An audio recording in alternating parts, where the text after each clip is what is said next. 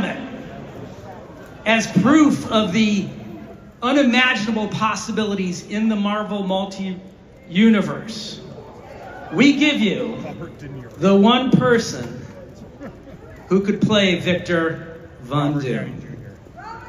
Robert Downey Jr. Watch. If you already did.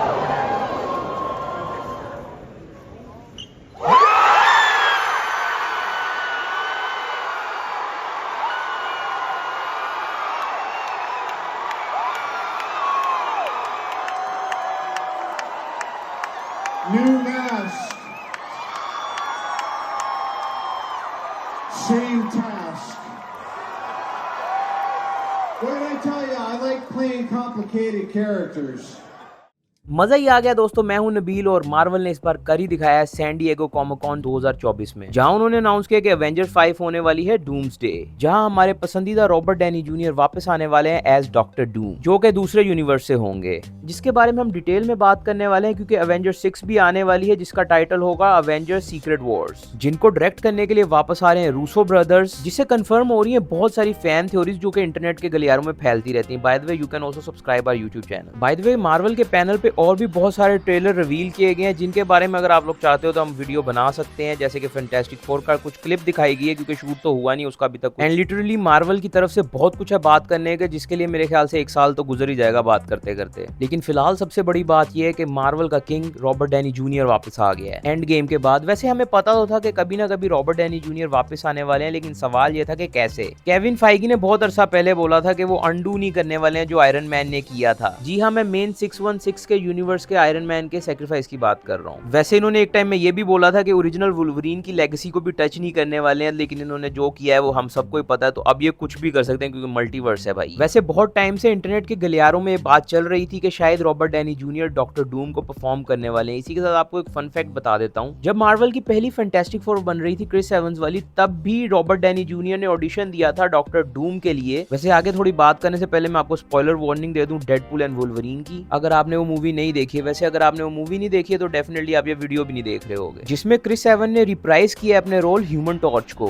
As a variant, और या फिर वही फैंटास्टिक फोर मूवीज में से मेन कैरेक्टर। और कुछ अर्सा पहले मार्वल वालों ने एक वीडियो पोस्ट की थी जिसमें John फेवरो and Kevin Feige legacy character iron man की हिस्ट्री के बारे में बात कर रहे थे कि कैसे उसको उन्होंने कास्ट किया था और वो पैदा ही इस कैरेक्टर को अदा करने के लिए हुआ था, कि कैसे आयरन मैन की कास्टिंग के बहुत अरसा पहले रॉबर्ट डैनी जूनियर प्ले करने वाले थे डॉक्टर डूम को, और उन्होंने ऑडिशन भी दिया था जिसके लिए, और फेल हो गए थे वो ऑडिशन। और वो लोग बोल रहे थे कि अगर वो उस ऑडिशन में फेल नहीं हुआ होता ना तो शायद कभी वो आयरन मैन परफॉर्म नहीं कर पाता। ऑब्वियसली वही राइट डिसीजन था कि उन्होंने उस टाइम पर डॉक्टर डूम उसे परफॉर्म करने नहीं दिया उस यूनिवर्स में, क्योंकि अगर वो हो गया होता तो शायद हमें रॉबर्ट डैनी जूनियर का आयरन मैन कभी देखने को ही नहीं मिलता। वैसे अगर किसी को नॉलेज नहीं है कि डॉक्टर डूम कौन है, तो डॉक्टर डूम भी एक साइंटिस्ट है और मैजिशियन भी है साथ साथ, और ये भी काफी हद तक सिमिलर कैरेक्टर ही है आयरन मैन जैसा, जिसके बारे में एक दफा थैनोस ने बोला था कि you are not the only one cursed with the knowledge. वैसे अगर देखा जाए तो डॉक्टर डूम जो है ना वो कॉम्बिनेशन है आयरन मैन का और डॉक्टर स्ट्रेंज का, तो डेफिनेटली देखने में मजा आएगा कि रॉबर्ट डैनी जूनियर इन दोनों कैरेक्टर्स को कैसे अदा करेंगे अपनी आने वाली अगली फिल्मों में। तो काफी एक्साइटेड रहेगा देखने के लिए कि कैसे Robert Downey junior doctor Von Doom को प्ले करते हैं। इसी तरह के कैरेक्टर से रिलेटेड एक सीन था अवेंजर्स इन्फिनिटी वॉर में जो डिलीट कर दिया गया था, जिसमें आयरन मैन डॉक्टर स्ट्रेंज की पावर यूज करता है और डॉक्टर स्ट्रेंज आयरन मैन की पावर यूज करते हैं। आप लोग खुद सोचो कि अगर इस दोनों कैरेक्टर की पावर एक ही बंदे में हो तो वो कितना स्ट्रॉन्ग कैरेक्टर होगा। एंड देखा जाए तो इतना पावरफुल कैरेक्टर तो एंकर बीन बन सकता है अगर हम रेफरेंस देंगे डेडपूल की नई फिल्म का। अब देखा जाए तो ये एक बहुत जबरदस्त एक्सपीरियंस होगा कि डॉक्टर डूम को आयरन मैन प्ले करेंगे आने वाली अगली 3 फिल्मों में as a villain, fantastic four, doomsday and secret wars में। वैसे मार्वल वालों ने बहुत बार कोशिश की डॉक्टर डूम को इंट्रोड्यूस करने की, पर वो हो ही नहीं पा रहा था क्योंकि राइट टाइम मेरे ख्याल से यही था,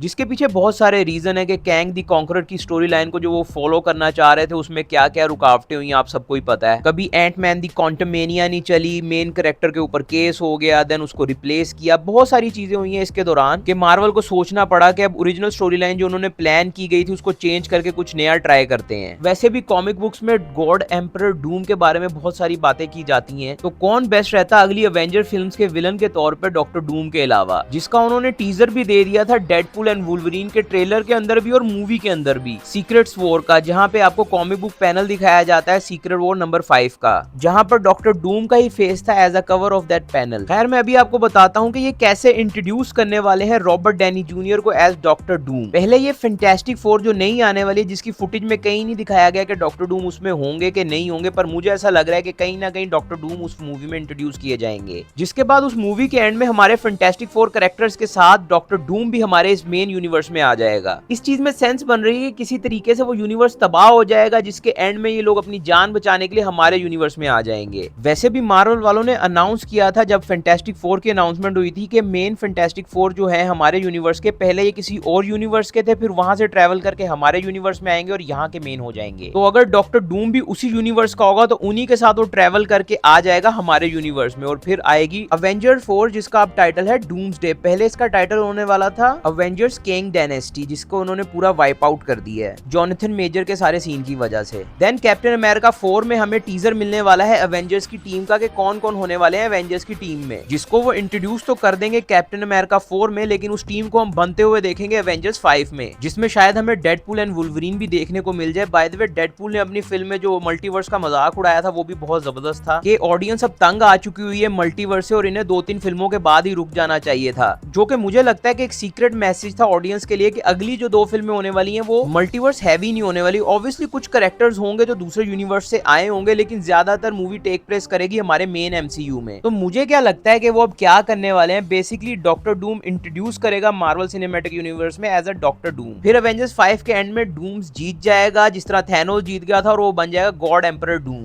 फिर अवेंजर्स की टीम और मे बी एक्समैन की टीम मिलके उसे सीक्रेट वॉर में हराएगी एंड किसी तरीके से शायद आयरन मैन भी वापस आ जाए। लेकिन मेन चीज इसमें यह है कि रूसो ब्रदर्स वापस आ रहे हैं अवेंजर 5 और 6 के लिए, जो कि रिलीज होने वाली है 2026 में और 2027 में। उसी तरह जिस तरह अवेंजर्स 3 और 4 एक साल के गैप से रिलीज हुई थी वैसे ही। I mean, this is potentially one of the more entertaining characters in all of fiction. If we're going to do this, if we're going to bring him to movie theaters worldwide, then I think we're going to need the greatest actor in the world to play that character. Wow. Okay, ladies and gentlemen, as proof of the unimaginable possibilities in the Marvel multi-universe.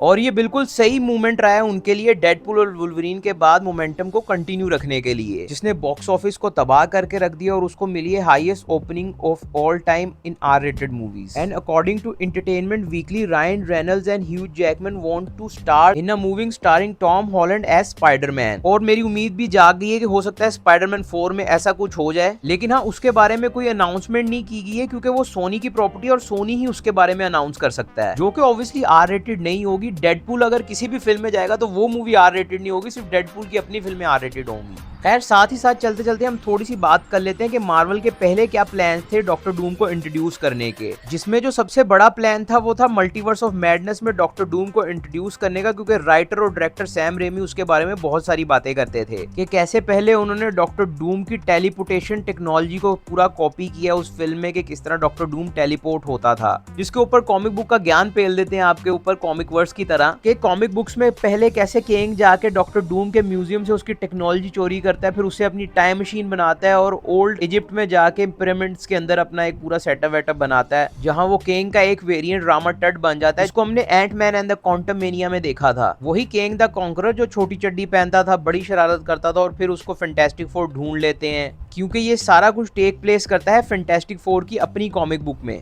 जहां वो उसको रोकने जाते हैं time travel करके time में पीछे, और वो टाइम ट्रेवल करके आगे भाग जाता है और बन जाता है कैंग द कॉन्करर। अब लगे हाथ कैंग द कॉन्करर के ऊपर बात कर लेते हैं, क्योंकि इवेंट में इन्होंने कुछ भी कैंग द कॉन्करर के कैरेक्टर के बारे में नहीं बोला है, जिससे मुझे ये लग रहा है कि ये इसको कुछ अरसा रेस्ट करने देंगे। हाँ कहीं ना कहीं ये कैरेक्टर वापस जरूर आएगा, पर अभी ये रेस्ट करेगा क्योंकि बहुत कुछ हो चुका हुआ इस कैरेक्टर के साथ एंड स्पेशली उसकी कास्टिंग के साथ जो चीजें हो चुकी हुई हैं। बाय द वे कैंग एक बहुत ही पावरफुल विलन है और कहीं ना कहीं वो वापस तो आने ही वाला है। अच्छा कैंग का कनेक्शन डॉक्टर डूम के साथ बहुत ही ज्यादा स्ट्रॉन्ग है, जैसे कि मैंने आपको पहले भी बताया है, और कॉमिक बुक में भी 2 स्टोरी लाइन ऐसी हैं जो कि बहुत ही रिजेंबल करती हैं डॉक्टर डूम और कैंग की स्टोरी लाइन को, जहां एक स्टोरी लाइन में डॉक्टर डूम आगे जाके कैंग बन जाता है और दूसरी स्टोरी लाइन में कैंग प्रिटेंड कर रहा होता है डॉक्टर डूम बनने की।